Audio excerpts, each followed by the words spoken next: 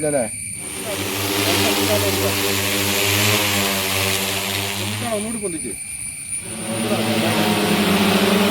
മലപ്പുറം ജില്ലയിലെ വാഴക്കാട് മുണ്ടുമൊഴി സ്വദേശി ജസ്നയാണ് ഡ്രോണായി സ്വപ്നം സാക്ഷാത്കരിച്ചത്.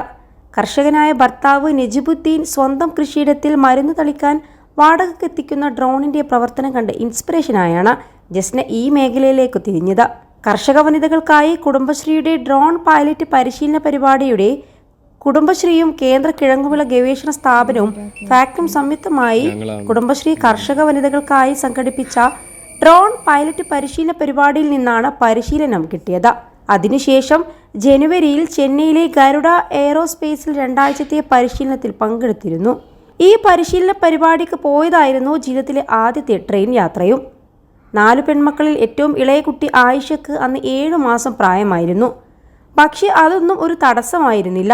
അവിടെ നിന്ന് ഡ്രോൺ പൈലറ്റ് ലൈസൻസും നേടി. ശ്രീകാര്യത്ത് കുടുംബശ്രീയുടെ പരിശീലന പരിപാടിയിൽ ഡ്രോൺ പറത്താൻ ശ്രമിക്കുന്ന കർഷകയും സംരംഭകയുമായ മലപ്പുറം സ്വദേശിയാണ് ജസ്ന. 21 ലക്ഷത്തോളം സന്തുഷ്ടരായ ഉപഭോക്താക്കളും 2 ലക്ഷത്തോളം തിമിര ശസ്ത്രക്രിയകളും പൂർത്തിയാക്കിയ മലബാറിലെ ഏക കണ്ണാശുപത്രി Alsalama eye hospital, hospital road, Perinthalmanna. ജസ്നയ്ക്കൊപ്പം പരിശീലനത്തിൽ പങ്കെടുത്ത 49 വനിതകൾ അവിടെയുണ്ട്. എല്ലാവരും കുടുംബശ്രീ കർഷകർ തന്നെ.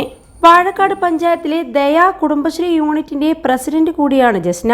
സ്വന്തമായി ലഭിച്ച ഡ്രോൺ ഉപയോഗിച്ച് കാർഷിക രംഗത്ത് സജീവമായി ഒരു വരുമാനം വർദ്ധിപ്പിക്കുകയാണ് ജസ്നയുടെ ലക്ഷ്യം.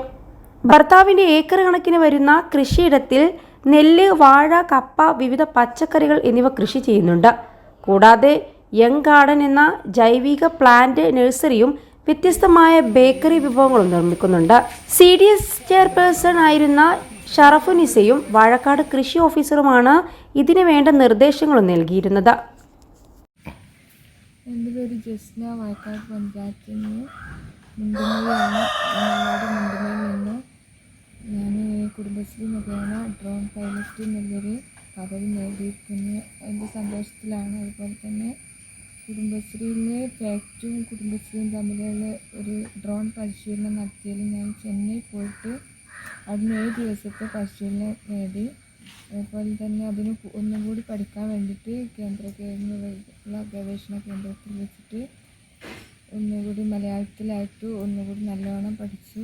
അതുപോലെ തന്നെ അവിടെ നിന്നൊക്കെ പഠിച്ച് ലൈസൻസ് 10 വർഷത്തെ ഡ്രോൺ പൈലറ്റ് എന്നുള്ള ലൈസൻസും കൂടെ ഡ്രോണും കിട്ടി. അതാണ് ഏറ്റവും അതിയായ സന്തോഷം.